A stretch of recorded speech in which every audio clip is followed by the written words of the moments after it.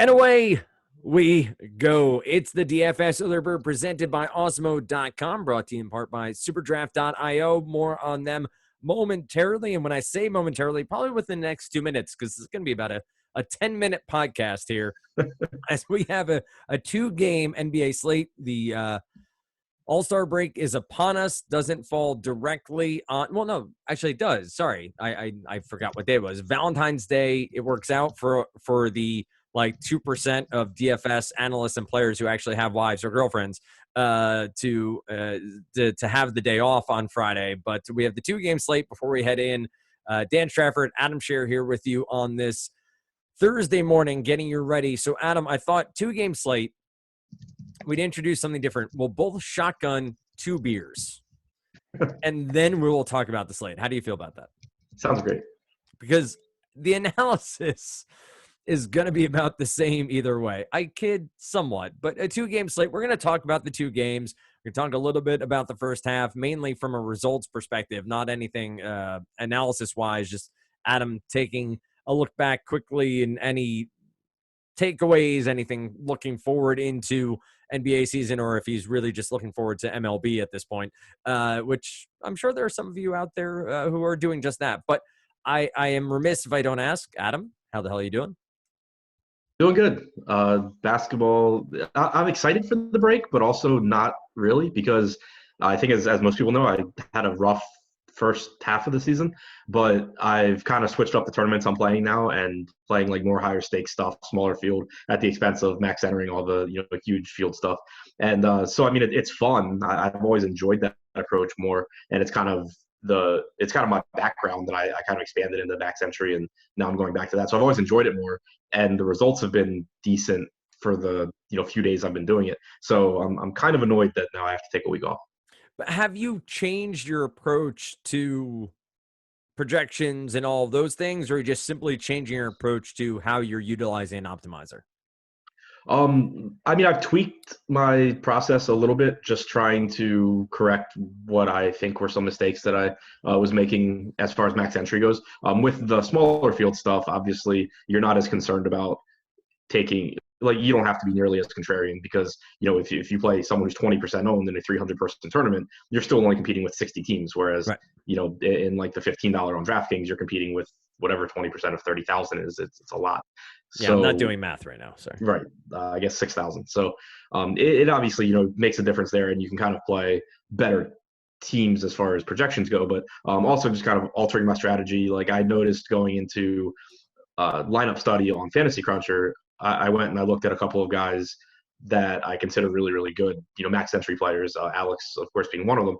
And I noticed that pretty much every slate they had a smaller player pool than me, whether it was by a little bit or a lot, depending on the slate. I figured, that was probably a mistake I was making. So I adjusted some stuff in how I do that. And, now I've been working a little bit to get a process down for the 3 max that I feel good about. Makes a ton of sense to me as you try to figure out the way forward in what you are doing for NBA season. MLB, not that far away, and I know it just sort of keeps churning, but pitchers and catchers reporting. So Osmo.com, of course, will have plenty of content available for you as MLB rolls around. Don't forget, use that promo code EARLYBIRD, 50% off your Osmo Premium Plus 1 week sport-specific or overall package. Gets you 50% off there. And I will say, if you missed out, and if you're listening to this on what is now Thursday morning, you missed out on the giveaway that was going around for the 3-year anniversary of Osmo.com. There will be more, so follow Osmo_com on Twitter, also Osmo NBA as the NBA season rolls around, but maybe not as good as that, giving away 3 Premium Plus packages for a year, as it were. So you missed out on that. Hopefully you get in on the next one. If you're watching on YouTube, leave a comment, of course, subscribe, like, and all of the jazz you hear all the time. As I said, just 2 games on this slate. We'll get to a quick dive into each, and then remind you that during the weekend, there is tons of NHL content. So we want you over on Osmo.com. Adam, you're not someone who plays NHL when the NBA All-Star break rolls around, right? Normally, no. Normally, I do it once, and I just hate it. I might do it this time since we have projections, and right. I think I just have a good idea of how to use projections without knowing anything about a sport and probably do well. So maybe I'll do it. but we'll see. And PGA and NASCAR, would you be in or? I love PGA. I don't play PGA nearly enough, but it's one of my favorite DFS sports to play when I do play it. NASCAR, I've played before. I doubt I'll do it again. All right. And the last question, I'm sure anybody who follows us also is aware of who Pete Jennings is. Now, Pete played some golf with the CEO of Hyundai, I believe, and that's the lowest person on the Right. totem pole. You got Condoleezza Rice, who almost became the lead on the college football playoff, and some people probably know her from some politics in her background, and then Tiger Woods, who arguably the greatest golfer of all time. If you had to tee off in front of those three people, how far right or left would your tee shot go? It wouldn't go very far either direction because I'm not sure it would get off the ground. Right? Like You wouldn't touch it. Yeah, I texted a couple of my friends that I golf with and told them about it, and they were just like, "Oh wow, that it's insane." I was like, "I'm really not sure I would hit a ball in the air the entire time." Right. It's that awful when you pull off the ball and you're just dribbling Right. down the fairway. Yeah. It just bounces. You're like, there's distance. Just Right. let it run. All right. So these two games on tap for us in the National Basketball Association: Clippers, Boston, Oklahoma City, New Orleans. I'm seeing a over-under on the Oklahoma City, New Orleans. Not seeing one yet on Clippers, Boston, but maybe we'll get it as we go. We'll talk Clippers, Boston first. Clearly, we know these are two highly engaged defensive teams. Price points are showing us just that. Obviously, DK on a shorter slate is going to limit the price points to open up some ownership. You have Kemba, 7-3. You have a guy like Kawhi Leonard at 91. Paul George at 7,900. Tatum at 8,200. Let's see what else we got. Lou Williams at 61. Hayward 67. Centers, not much to write home about here with Tyson, Harrell, and Zubac and Cantor. But how does this game break down for you? Obviously, on any slate that is more than two games, maybe one you stay away from just because it's going to be one of the lower scoring ones. But how do you think this one breaks down, and who are some of the favorite plays from this one? Yeah, it's tough because like you said, it's a game that isn't really that appealing. If there were more games, both of these teams basically at full strength. The Clippers missing Pat Beverly, but outside of that, basically at full strength. And it's really difficult to pinpoint where production comes from. So I do think that a $9,100 Kawhi is underpriced. $7,900 Paul George, pretty cheap as well, especially considering that this should be a competitive game where both of those guys played full minutes. So I think that's where I would start. You had Lou Williams get the start for the Clippers last game as well. He played 36 minutes, so 6,100 for him is pretty cheap. The pricing is soft, I guess. So it's not quite as tough as it would have been if pricing were up. But Kawhi, George, and Williams, I think all look pretty solid from the Clippers. And from a Celtics perspective, anything shaking out here from where rotations have been because of the injuries, the way they're playing on offense? Anybody stand out as an absolute, must here on a 2-game slate?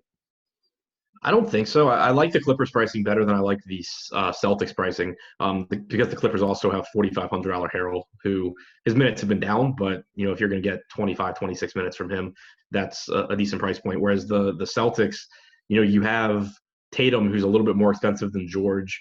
You have Kemba, who is a lot more expensive than Williams. Jaylen Brown's priced about the same as Williams. I think that out of the Boston guys, Jaylen probably looks like the best bet. You could also, I guess, make a case for a $4,600 Daniel Tice, who should play something like 28 to 30 minutes. But I think that the Clippers side looks a little bit more appealing.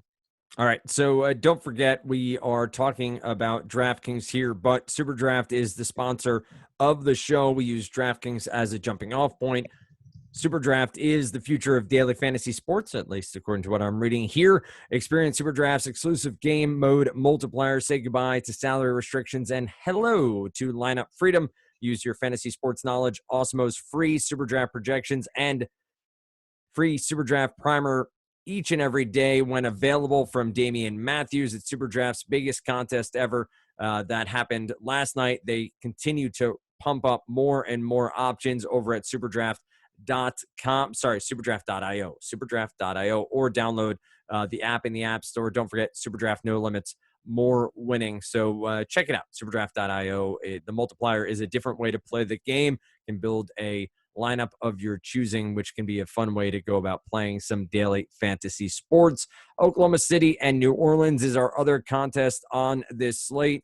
Looks like I'm seeing a 229.5 over under in the one book that is offering anything on this game as of yet. I think that sounds about right. Maybe 231 we may see elsewhere, or this game a little bit. You do have two teams that have a bit of pace. I know New Orleans has been, I think, a part of two of the higher total games on the year. Clearly, you have Drew Holiday, you have Chris Paul on the other side, Lonzo Ball's at 7K, Shea Gilgeous-Alexander's at 6,500. When you look at Zion, he's at 78. Brandon Ingram holds a Q tag here, just double checking this one. Officially questionable. He's missed the past two games with that ankle injury. Small forward, Josh Hart is 56. Danilo Gallinari, 55. Again, DK suppressing some price points here to try to get some ownership and make viable lineups available to everyone. 2 game slate, ownership's going to be pretty heavy on this one because I assume it's going to be the higher over under and more offense available. But what do you see here, Adam? What are some of the names that at least are somewhat enticing to you? So for Oklahoma City, it's a really big pace up spot. I mean, Oklahoma City's not a slow team, but the Pels are second in pace over the last month. So Gallinari at 5,500 should be getting plenty of open looks against New Orleans. Chris Paul's price tag looks fine. Gilgeous-Alexander, I think, is a strong play. Dennis Schroeder at 5,800 should get probably like 32 minutes here. He could even pick up a extra minute or two just because the Pelicans are pretty small. Like if Ingram's out, you could conceivably see, or you will see a lot of Lonzo plus Drew plus Josh Hart lineups that would make it really easy to play for the Thunder to play Chris Paul plus Gilgeous-Alexander plus Schroeder. So Schroeder, maybe instead of 30, 31 minutes, you can project like 32, 33 and get a little bit more production out of him as well. What about the other side? Anyone stand out to you? So I just noticed it, but Nerlens Noel is $3,200 on DraftKings. He's obviously on the short end of the center minute split with Steven Adams, but if you're going to get something like 19 to 20 minutes from Noel at 3,200, that's not a bad value at all. On the other side, it's obviously really dependent on Ingram. If he's in, I think Ingram looks good at 7,200. I think that Zion will look okay at 7,800. I would say that Holiday and Lonzo are a little more expensive than I would like, as is Josh Hart.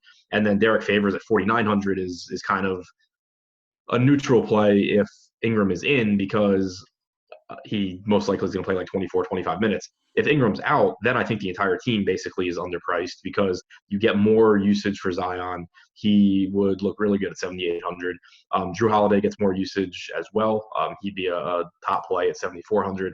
Lonzo plays big minutes and gets a little bit more usage. And Derek Favors potentially sees a couple more minutes. He only played 21 and a half minutes against Portland, but that was a game that blew out and Portland subbed everyone out basically at the beginning of the fourth quarter. If Favors gets the same amount of run in the fourth quarter he got in the second quarter, he would have finished that game at about 26 minutes. So I think that, he still runs – his minutes are still risky if Ingram's out because the Pelicans could choose to close with like Redick and Hart at the same time or something like that. But it makes it a little bit easier for him to stay or to be in the closing lineups since Hart would already be on the floor. So if Zion's out, it does make Favors a little more appealing as well. What's your take on Zion? Have you enjoyed watching him? Have you enjoyed tracking what he's doing in the NBA? It seemed to translate pretty well after the injury. Any hot takes there? No, I tweeted the other day something about him sucking, and Twitter got really mad, and it was really just me having fun with. I think he was like the highest exposed player on the slate, and he was doing nothing. It wasn't like an actual opinion of his play. He's been productive enough. I think he's been like a 1.2 fantasy point per minute guy.